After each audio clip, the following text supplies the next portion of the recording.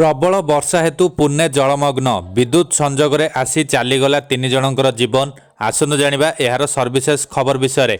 प्रबल वर्षा हेतु पुणे एवं कोल्हापुर अनेक अंचल जलस्तर सृष्टि होई साधारण जीवन को प्रभावित करिछि। पुणेर पिंपरी चिंचावाड़े थिबा अनेक स्कूल और शिक्षानुष्ठान बंद रही। रास्ता जलमग्न होइतिबा बेले 3 जन विद्युत संजोगरे आसी मृत्यु होइछि।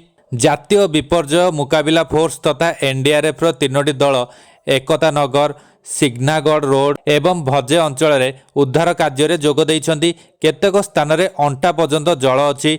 वर्षा पर जलस्तर वृद्धि पाइबा परे मुथा नदी उपरे थिबा बाबा भिड़े ब्रिज वर्तमान जलमग्न होइछि।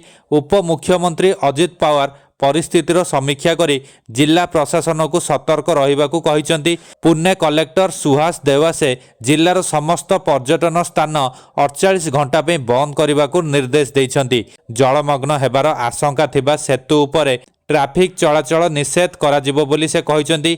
जिला प्रशासन स्थानीय बासिंदा को अति आवश्यक न हेले घरु न बाहरिबाकू कहिसंती। प्रबल वर्षा हेतु खाड़कुआसला डैम संपूर्ण क्षमता को आसीछि।